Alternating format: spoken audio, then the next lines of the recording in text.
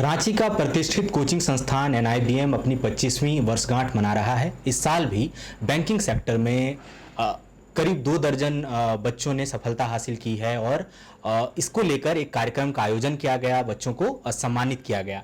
ये जो आइडिया था बच्चों को सम्मानित करने का, मतलब एक होता है ना कि कोचिंग तैयारी कराता है और फिर आप समझिए, पर उसके बाद भी बच्चों को जोड़े रखना, उनको सम्मानित करना, इसके बारे में थोड़ा बताइए। जी, ये सम्मान समारोह हमको लगता है सबसे महत्वपूर्ण काम है। ये सिर्फ सम्मान समारोह नहीं है। एनआईबीएम लगभग 25 सालों से ये सम्मान समारोह साल में पहले तो 5-6 हो जाया करते थे। अब यहाँ पर अभी पैटर्न बदल गया एग्जामिनेशन का। आईबीपीएस का एग्जामिनेशन अब साल में 1 बार 2 बार होते हैं, एसबीआई का होता है। तो ये जैसे जैसे जितने ही वैकेंसीज होते हैं, जैसे सिर्फ बैंकिंग की नहीं बल्कि staff select commission, railway, JPSC, SSC, इन जिसका भी रिजल्ट आता है उसमें एनआईबीएम के विद्यार्थी कड़ी मेहनत करके और एनआईबीएम शिक्षक गण का सही रास्ते पर चलने का जो टेक्निक बताते हैं उस पर चलकर वो लगभग 6 महीने साल भर में सफलता पा लेते हैं। तो हम तो स्टूडेंट को क्रेडिट देना चाहते हैं कि स्टूडेंट हम लोगों की बातों को मानते हैं और मेहनत करने लगते हैं, जिसका परिणाम होता है कि जल्दी सफलता मिल जाते हैं। तो सम्मान समारोह करने का उद्देश्य ये है कि उनके मेहनत को सम्मानित करना, उनके सफलता को सम्मानित करना, और ये सफलता को वैसे विद्यार्थियों को बीच में करना जो कि एनआईबीएम में अभी तैयारी कर रहे हैं, उनके साथ उनको ये सम्मान समारोह के वो अब जो तैयारी करें उनके मनोबल को इतना ऊंचा कर देना कि वो भी जैसे ही 1 साल के अंदर सफल हुए वो भी चयनित हो सके। इससे जैसे कि झारखंड में, रांची में सिर्फ झारखंड के नहीं बल्कि विभिन्न एडजेसेंट राज्य जैसे उड़ीसा, पश्चिम बंगाल, बिहार, वेस्ट बंगाल, इस जिलों से, इस राज्य से विद्यार्थी आते हैं और ये मीडिया के सामने ऐसे कार्यक्रम करवाना, प्रेस कॉन्फ्रेंस के तहत करवाना, और एक जो प्रतिष्ठित व्यक्तित्व है माननीय सांसद जी, वाइस चांसलर, ऐसे ऐसे गणमान्य लोगों के हाथे करवाना कि जिससे कि ज्यादा से ज्यादा व्यक्ति तक इसको प्रिंट मीडिया, इलेक्ट्रॉनिक मीडिया से मैसेज पहुंचे और अधिक से अधिक विद्यार्थी देखकर मोटिवेट हो। कार्यक्रम का उद्देश्य यही रहा है जी। दर्जनों कोचिंग संस्थान है राजधानी में, क्या ऐसी बात है जो एनआईबीएम को खास बनाती है उन सब में?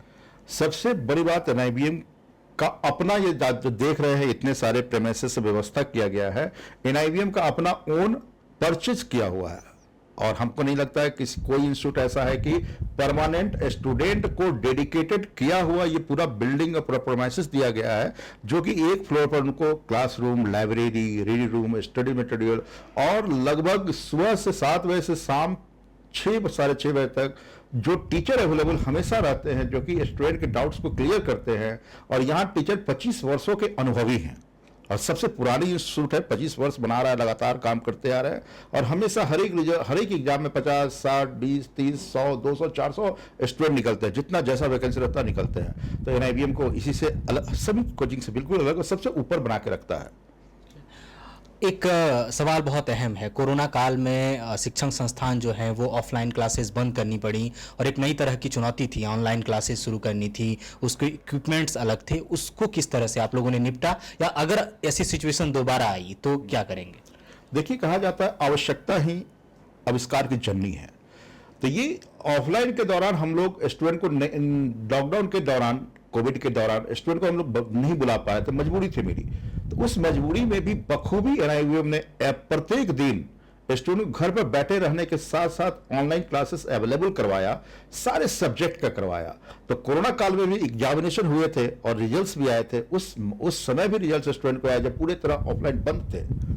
ऑनलाइन हम लोग टच दिए स्टूडेंट को, और बहुत सारे ऐसे स्टूडेंट थे जो कि उनके पास डाटा नहीं थे, गांव में थे, तो वैसे स्टूडेंट को वीडियो व्हाट्सएप पे भेज दिया जाता था कि जब भी नेट मिले उनको वो देख के डाउनलोड करके वो पढ़ सकते हैं। यूट्यूब पे अपलोड कर दिया गया कि आज नहीं तो कल पढ़ सकते हैं। तो हम लोग ये कनेक्टिविटी बनाए रखें, और ऑफलाइन भी शुरू हो गया तो सारे स्टूडेंट आ गए अभी भी। और जो स्टूडेंट एब्सेंट हो जाते हैं तो उनको वीडियो तक दिया जाता है, यहाँ जो क्लासेस ऑफलाइन होते हैं उसका रिकॉर्डेड वीडियो उनको तक जाते हैं कि उनका एक एक क्लास मिस ना हो, काहे कि एक एक क्लास, एक एक घंटा काफी महत्वपूर्ण होते हैं विद्यार्थियों के लिए। आखिरी सवाल मैं लूंगा कि चूंकि जो तैयारी का सबसे सही समय माना जाता है कि जैसे ही आप +2 पास करते हैं और ग्रेजुएशन के साथ आप तैयारी शुरू कर देते हैं, तो कुछ बोर्ड्स के रिजल्ट आ गए हैं, कुछ बोर्ड्स के आने हैं, तो जो नए बैचेस शुरू होंगे उसकी प्रक्रिया कब से शुरू हो रही है, किन बातों का उन विद्यार्थियों को ध्यान रखना है और किस तरह की फैसिलिटीज उनको मिलेंगी, इस बारे में? और जैसा कि ये देखा जा रहा है कि जैसे अब मैट्रिक के बाद भी, इंटर के बाद भी, ग्रेजुएशन के बाद भी बहुत सारे वैकेंसीज आते रहते हैं। तो मैट्रिक के बाद भी जैसे रेलवे में बहुत सारे वैकेंसी आते हैं जो कि मैट्रिक पास भी दे सकते हैं। इंटर के पास बाद भी स्टाफ सिलेक्शन कमीशन भी आते हैं, झारखंड का भी निकलता है, रेलवे में है वैकेंसी, और बैंक में ग्रेजुएशन के बाद आते हैं।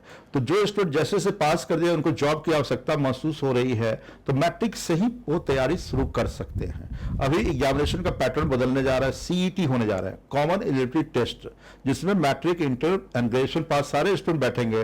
पीटी क्वालिफाई करने के बाद उनको बैंकिंग के लिए अलग होंगे, एसएससी के लिए अलग होंगे, रेलवे के लिए अलग होंगे। तो तैयारी तो मैट्रिक के बाद से ही शुरू कर देना चाहिए अगर सरकारी नौकरी पाना है तो। मैट्रिक में जो पढ़ाई आपने किया वही पढ़ाई आपको विभिन्न प्रतियोगिता परीक्षा में काम देगा। इसलिए अगर जो स्टूडेंट पार्ट 2 पार्ट 1 में है तो तैयारी अभी शुरू कीजिए। जैसे आपका फाइनल रिजल्ट आए, आप वैकेंसी निकले, फॉर्म भरे और 6 महीने के अंदर, 3 महीने के अंदर सिलेक्शन आपका हो जाए, तो बेहतर समय है कि पार्ट 2 से कम स्टार्ट कर देना चाहिए। एक सवाल रह गया कि कब से बैचेज शुरू हो रहे हैं? हम लोग अभी देख रहे हैं कि कोरोना काल के बाद सारे स्टूडेंट घर में बैठे थे, आ गए हैं, कॉलेज के भी काम हो गए हैं, एग्जाम्स भी हो गए हैं। तो हम लोग न्यू बैचेस हम लोग मंथ में लगभग 2-2 बैच कम से कम हम लोग का बन जाता है। तो सेकेंड मंडे मंथ का और लास्ट मंडे हम लोग बैच फॉर्मेशन कर लेते हैं। चलिए, थैंक यू सर। पूरी वेलकम। चाहिए। और जो विद्यार्थी सफल हुए हैं, एक परंपरा एनआईबीएम की रही है कि उनको बुलाकर सम्मानित किया जाता है और उसका इंटरेक्शन जो है वो नए बच्चों के साथ कराया जाता है ताकि वो बेहतर समझ पाए, क्योंकि अपने उम्र के बच्चों से जब वो सुनते हैं, जानते हैं, तो बेहतर जो मोटिवेशन है वो मिल पाता है। फिलहाल हमें इजाजत दीजिए। सहयोगी अमित के साथ मैं Suraj, the follow up Ranchi. TheFollowUp.in. Like, share, and subscribe. www.thefollowup.in